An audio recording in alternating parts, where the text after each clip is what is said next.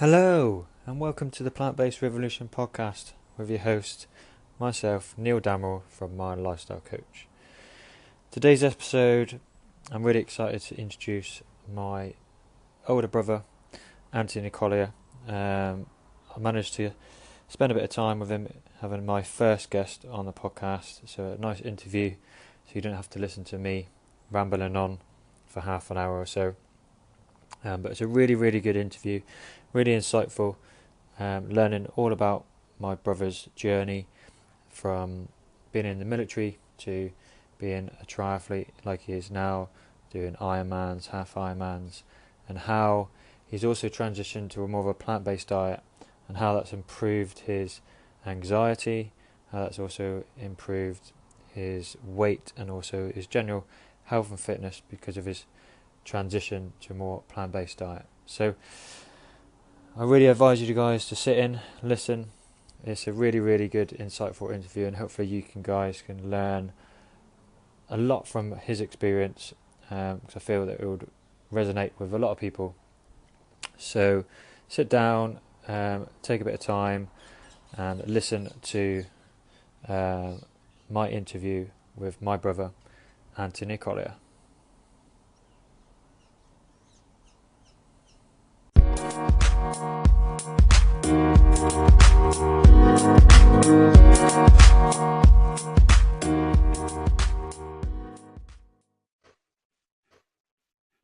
Okay, wicked.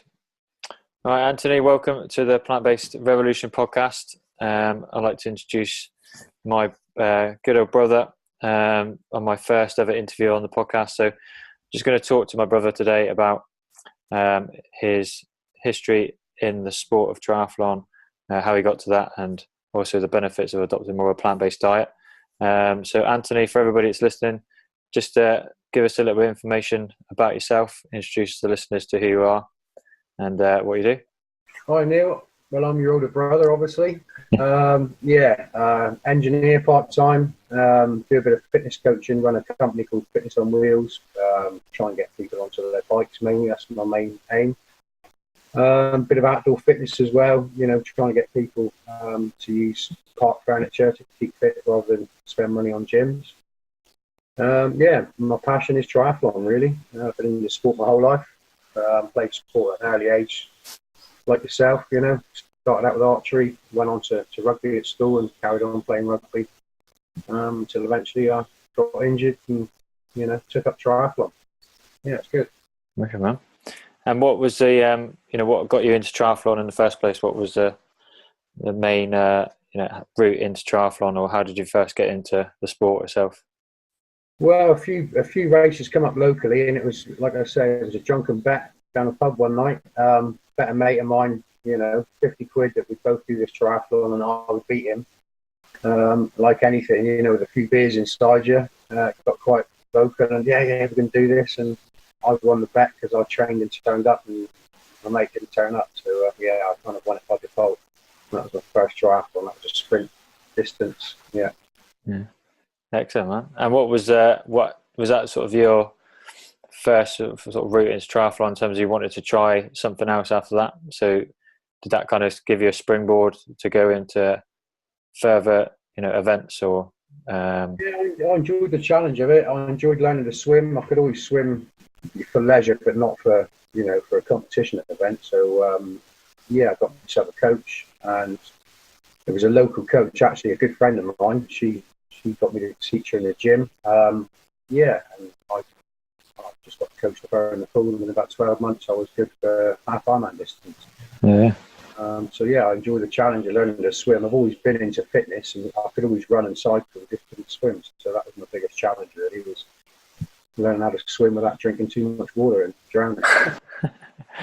And you said you did the half Ironman, so that was quite a big jump going into half Ironman distance. So if anyone's listening, has done a triathlon, you got your sprint distance, Olympic, then half Ironman and Ironman. So why was the reasons behind going straight into, quite a big challenge like a half Ironman as opposed to kind of just breaking in gently like most people would? So I went away and did a course in Club La Santa in Lanzarote, and that gave me a sort of insight into the sport.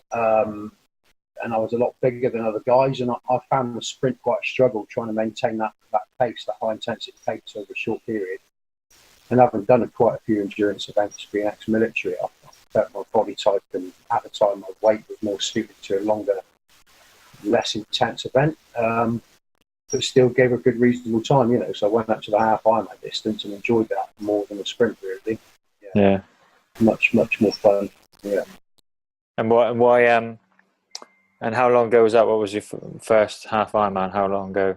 Yeah, that was 2004. That been the summer of July 2004. That was Yeah. Which then became the Ironman, which I did in 2005. Yeah. So you went straight into the half Ironman, straight into the Ironman after that, and then how was your situation after that? Did you kind of carry on? You've been doing Ironmans ever since, or? After the first full Ironman, I did it after being away training down in Australia for the winter season, as you know, because you were there with me for a few months. And I did it for charity. That was my main thing. At the time, triathlon wasn't as publicised as it is now, so I did it for a local charity called St Luke's. Raised nearly about £900 for that one event. Yeah. I thought that was the box ticked. You know, I'd done that. I'd done the Ironman. Proved to myself that I could sustain that sort of effort for sort of 12 and a half hours. But then, you know, at the end of the Ironman, I said never again. But then a week later, I was looking for my next race. So yeah, got the plug for it. You know, it's it's a good challenge, I think. And what do you think? You know, we've both sort of got into triathlon now, and that kind of thing. I came and watched you that year when you were doing your second Ironman the following year, and that inspired me to, you know, you inspired me to get into triathlon and want to take up the sport and challenge myself as well. But what was, you know, what do you think is about the sport that keeps you coming back to try and do it again and again? What, you know, what is your sort of biggest pull in terms of the sport? What pulls you in every time you know, because at the end of each event, you must feel like you never want to touch a bike or go on a run again. But after that, you know, what kind of pulls you back in each time? It's hard to say one particular aspect of it. I think what it is you get to meet some great people. It's social, you know. And everybody there has got a common interest, you know. Luckily, I've been away to a few events that involve camping for more than 2 or 3 days, and you get to sort of meet a group of people and, you know, find out their story of what brought them to triathlon. A lot of people have got a story to tell, whether they're racing for a loved one who's passed away, or it's just their own personal goals, whether they've had weight issues and they've trained to lose weight, or ill health, you know. But for me, I think it's about wanting to do a little bit better every time and finding new places to race. You know, I've been very fortunate to have raced, you know, all around the world. I've been in New Zealand racing, and it's just the places you go to, like in Mallorca. It's a beautiful setting. You know, beats waking up in England at 5 a.m. Yeah. And the races are sunny. I just think it's the training is discipline. You've got to be disciplined to do the training. Keeps you focused, keeps you healthy, keeps me healthy anyway. And it's just about, you know, wanting to improve a little bit, I think, and for your own sort of self feeling rather than impress anybody else. It's your own. Triathlon is a sort of sport that if you don't do the work, you're going to turn up and you're going to struggle. So it's down to you to put the hours and the discipline to maintain that fitness. Yeah. It's not a team sport. Apart from your support group, obviously, it's a big team around you, friends and family. But Yeah. through you not being around and, you know, putting a lot of hours in training and when other people are probably socialising. But yeah, it's good. And you know, I mean, we'll touch on a few things later, but how has, you know, your training changed from when you first did triathlon? So you went to training camps that probably give you a good insight in terms of the sport, how to train for the sport, but how has your own sort of mentality changed in terms of training now compared to what it was when you first started? Training's changed, as we all know. Everything progresses, you know. technology advances, nutrition advances, my own skill set as yours gets better as we get older. We learn a lot more. My training was very old school in the day. I'll say I'm ex-military. I'll run with a weight on my back all day long, and just go and switch off and put one foot in front of the other. But now I've learned my training strategy is more clever now. It's more geared to recovery and rest and performing on the day rather than my first ever Ironman. Literally, although I was training, probably 8 to 10 hours a week, I would always put in 1 month the swim distance, 1 month the ride distance, and 1 month the marathon in training. Which now, as we know, it's kind of junk mileage. You're taking a lot out of the bank, putting a lot of strain in your body. Whereas now I train a lot more smarter. I'll do less distances in training, but more intense sessions. I do a lot more recovery, a lot more flexibility, a lot more yoga. Because cyclists and triathletes are probably the worst two people for stretching. Yeah. So yeah, it's about training clever really, and not putting in those junk miles to take too much out of your body. Because training's all about putting stuff into the bank rather than taking it out leaving it there for the day. It's also about training smarter. You learn over the years different ways of training healthier really. Rather than just going out and smashing the miles and what most of us now describe as junk mileage. It's about training a bit more smarter and. I follow a lot better plans now, rather than just sort of ticking off distance and training, be more structured training. Yeah. And how has your sort of diet changed over those years as well? So generally, what was your diet like maybe when you were in the army or playing rugby compared to how it is now? How has that changed? I'd say I've always been very fortunate. I've always eaten well. I've always eaten healthily. To a fashion, obviously when situations arise where you're stuck travelling, sometimes you don't eat as healthy as we want to. But yeah, I've always been a massive fan of protein and being in the military and doing a lot of weight training. It's always protein. That was the thing that we're always ramming down our neck. So, chicken, protein drinks, dairy, loads and loads of that. But yeah, I think I've changed it. The older I've got, my lookout on food's changed. I don't really eat so much meat. I very rarely, if at all, eat any dairy products at all now. That's been one thing that I would say has changed over the years.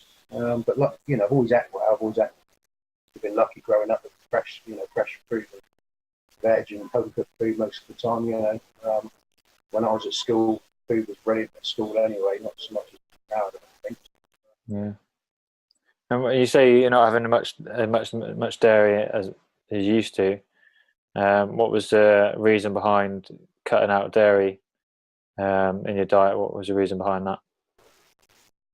Just looking at all sorts of forms of recovery, really. I went through a period where I suffered with a massive anxiety, mental health. I had a nervous breakdown in 2015, which, one of my dear friends would call it a nervous breakthrough, because obviously it means you've got to do something. Your body and your mind work in harmony. And doing something wrong for this to happen, So I was working a lot of hours, training hard, not sleeping, and eventually something had to give. And you get put on all sorts of medication. But I've got good friends of mine that are vegan, some that are, just vegetarian.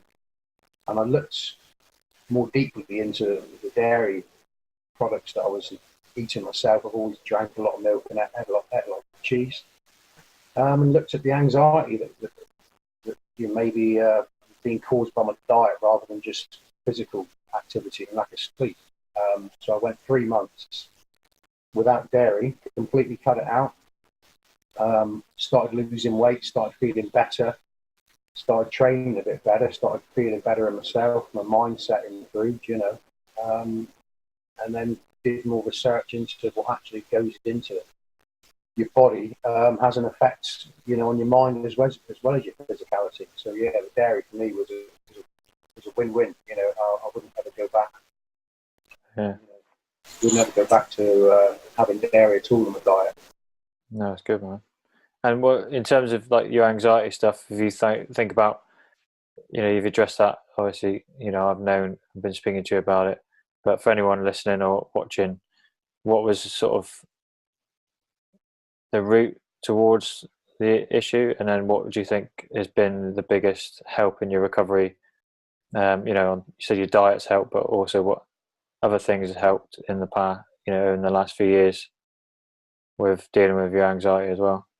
I think everybody gets a bit of anxiety. I think it's part and parcel of modern life, really. I think we can all be a bit anxious and tend to internalise it rather than publicise it.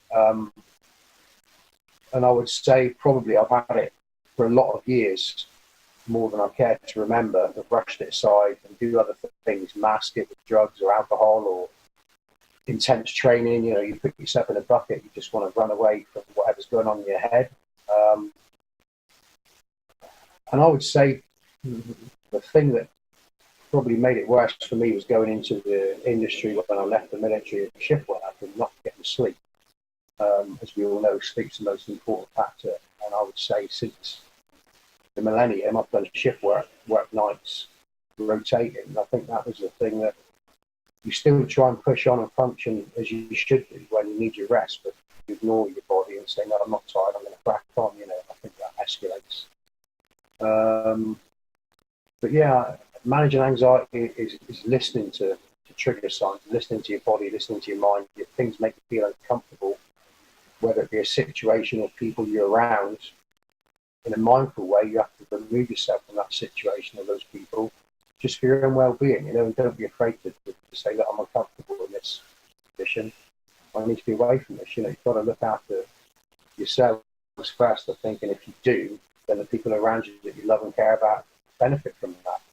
I think more importantly. What other things have you implemented to help with your anxiety over the last few years as well that's benefited you as well? It's looking at a lot more alternative treatments. I think the reason I chose to go non-dairy is because after my breakdown, I was put on a lot of prescribed medication, and you then research the medication, look at the side effects, look at other cases, study other cases of what people have felt on this medication. I felt it wasn't right for me. So you just go down, you do your own research, you look out at what's out there. So yeah, I've massively changed my diet. I started out doing the Meat Free Monday, which I know we've all been a passionate campaign for, just to have the environment as well as looking after animals. So yeah, I've gone non-dairy. I then went to a pescatarian diet, which was mainly only eating fish that I've caught myself. I do a lot of fishing in the summer months, especially mackerel off the coast of Devon. Yeah, and just lifestyle changes. Not putting so much pressure on myself to do things that I don't want to do, or making sure I don't do things that I don't want to do. And the more I've gone, the more I've changed my diet now. I used to make a nice chicken with drafts. I've now changed the chicken for corn and vegetables. I wouldn't say I'm yet 100% vegan, but I very, very rarely buy meat now for the house.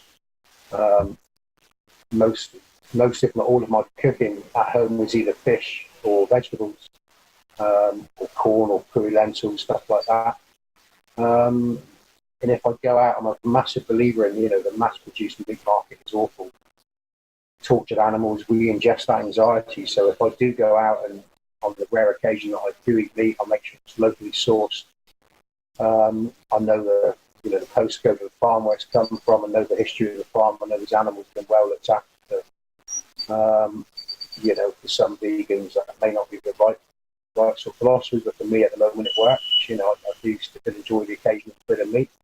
But I don't miss meat at home. I now never ever cook with minced beef. I used to cook with minced beef all the time. Now it's corn or lentils. So my diet's changed massively, and I think that's helped the mindset as well, and it's helped come off a lot of medication.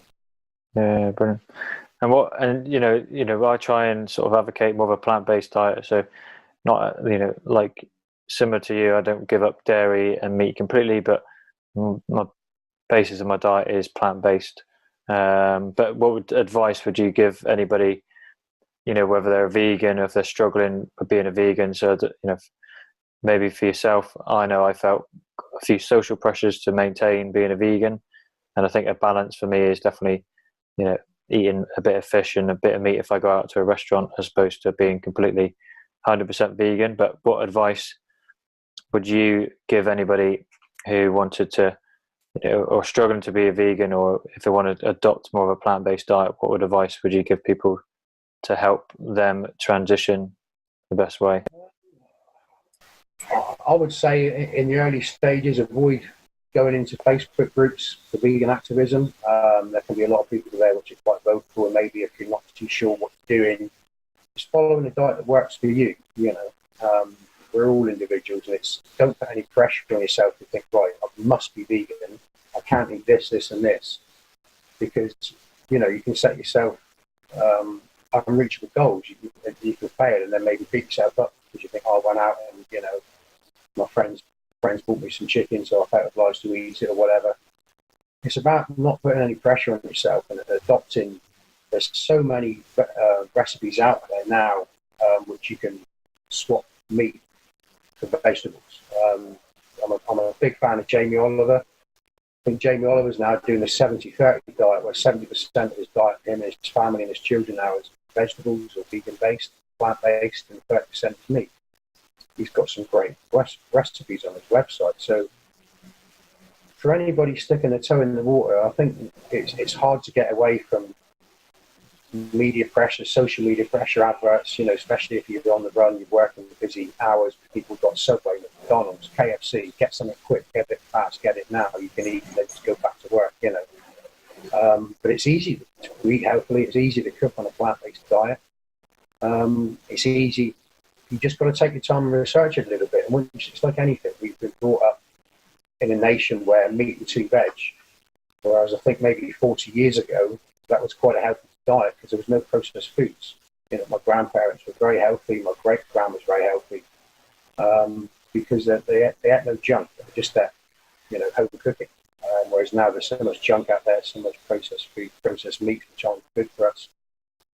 So yeah, my advice to anybody getting into a different diet is just find one that works for you. Don't put a label on it. Don't join a group and put pressure on yourself to be that part of that group at this early stage. Just find what works for you. Try a little bit of this, a little bit of that.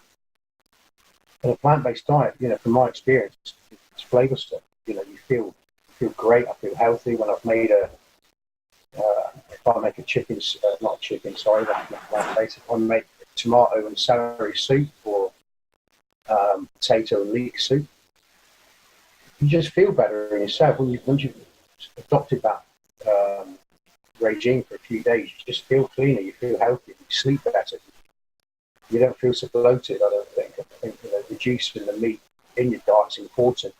And like I said, I was having it as a treat once in a while. If you want to go out and have some nice food, I'm not saying that plant-based food isn't nice, but if you're going to go out and have a meal, then make sure it's nice. It's local meat. It's reliably sourced. You don't eat junk. It's too easy to pick up a sandwich on the go. It's full of salt and additives. The correlation is your body's a classic car. You wouldn't put contaminated fuel into a classic car. You'd look after it, nurture it. Your body's the same. Your body's a classic. It's one of a kind. It's what you put into it that fuels it. Our food is our fuel to keep us going. That's at the end of the day. Yeah.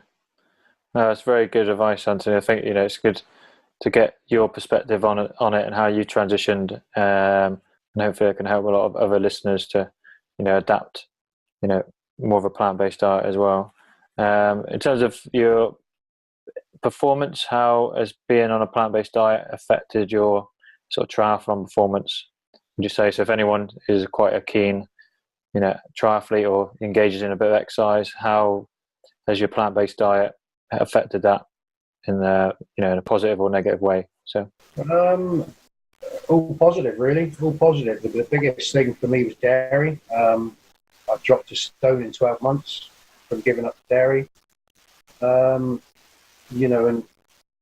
as we know, animals get their protein from plants. So animal protein, it's recycled protein anyway. So there's a big myth. There's always been a big myth about protein. It's a balanced diet, carbs, vitamins, and protein. And all sorts of nutrients. So yeah, it's not going to affect your performance at all. I think we need to get away from this stereotype that you've got to get animal protein to build muscle mass and to maintain a healthy lifestyle. Which is not the case. We get our energy from the sun. The energy goes into the plants. The animals eat the plants. We eat the animals. Yeah. Cut out the animals and eat the plants. And do you take any supplements to help support, getting your protein intake? Because some people can experience feeling like they're not getting enough protein or enough good sources of protein. Did you ever have any sort of supplements to try and aid that as well? I think the mistake a lot of people can make. I mean, I'm very fortunate in that I know a lot of people that are vegan and cook vegan dishes, and I've learned from them on how they maintain they've been vegan their whole lives, how they maintain a healthy diet. I think the initial mistake people make is they go into it without looking at their research and then maybe not getting the calories they need rather than the protein they need, because they cut out meat from their diet, which, I've got friends that eat meat 7 days a week. It's the staple part of their family's diet. People don't have the knowledge sometimes to supplement their diet in that way, so I think they struggle to get the calories. You just got to do your research, actually, go into it eyes wide open, and look at what's out there. Look at what nature provides. Yeah. Some people make a mistake of kind of going on a crash diet when they turn into a vegan and eating just reduced amounts of everything, because they're not getting the meat. So you just got to do it. Make sure you're getting, as a guy, 2,500, 3,000 calories a day, depending on your activity level. And for women, 1,500, 2,000 calories a day, again, depending on your activity level. If you're a top athlete, then that's going to be different again, isn't it? You're going to be training a lot, you're going to have to eat a lot more. David Hay, the boxer, in my opinion, probably not a very good one, but he's a vegan nonetheless. And look at his physique. Yeah. A lot of vegan athletes out there. Yeah. Beyonce's vegan now, so the routine she has to do on stage is quite arduous. You don't have to be tired to be a vegan, that's for sure. Yeah, very true, man. And what's in the pipeline for you, sort of coming up over the next year, competition wise, or plan wise, to improve your training, triathlon, anything that's coming up in the near future for you? More cooking, really. I do like my cooking. I've just moved house, so I've been living out of boxes for a few weeks, but it's nice to get back into a routine and do some more cooking. And I do love to cook. Race-wise, I've got Mallorca May the 12th. I started playing tennis last year, and I'm looking to improve my game. So I think after Mallorca, I'm going to take a couple of months away from planning any races, get back and trying to do some more work. I'm trying to get a spin studio off the ground, which is mobile. So that's going to take quite a bit of my time to plan, to source funding locally for that, which I want to. It's going to be working with ex-forces veterans and promoting mental health and promoting the benefits of exercise and nutrition for mental health. It's very easy to go to the doctor and say I'm not well and get a prescription, when actually there's a lot more we can do for ourselves as individuals to improve our health and well-being, rather than just relying on doctors who a lot of the times don't have the nutritional knowledge and the time to put to individual patients. They get 15 minutes and that's it. They think, like, take that. I've Googled that, take those tablets, off you go. Better fix out there holistically. I go to meditation groups, so I've had counselling. I've looked at numerous ways, to improve my health rather than just being on prescription drugs. And then maybe half Ironman towards the end of the summer, probably. See what's after that. Yeah. Yeah. Excellent, man. Tennis is lousy, so I want to improve my game and stop winning. Ready for the summer as well, so you can get out on the courts in the summer, which is be nice. Yeah. Excellent, man. Well, thank you very much for taking the time out of your day to come on to the Plant-Based Revolution podcast. Where can people find you on social media or anything if they want to get in touch and speak to you, ask you any questions? Where can they contact you? Yeah, I'm on social media for my Fitness on Wheels, which I do a lot of coaching, especially in the summer months. I do guided bike rides as well. So www.fitnessonwheels.co.uk. Or go on to Facebook and just type in Fitness on Wheels, and I've got a profile page on there with all my some pieces to do my coaching and stuff. Yeah, you can just contact me through that email or messenger. Email is Anthony@fitnessonwheels.co.uk. Brilliant, Anthony. Thank you. Well, what I'll do, I'll post all those links in the show notes anyway, so people can click on them and find them as well if they've listened to the show. Final thing, I just want to say thank you very much for being my first ever guest on the Plant-Based Revolution podcast. I really appreciate it. And it's been a really good show. I really appreciate you being open and honest about your anxiety and how things have improved and the benefits that's a plant-based diet has helped with that, and obviously the exercise benefits and whole holistic approach that you've applied, which I feel is a big message that a lot of people can take away and apply that into their lives rather than just being a fad diet or an extreme diet, which we want to try and get away from. So excellent, Auntie. I really appreciate it, man, and thank you again for your time today. Lots of love, bro. See you later. Yeah, cheers, bro. Thank you.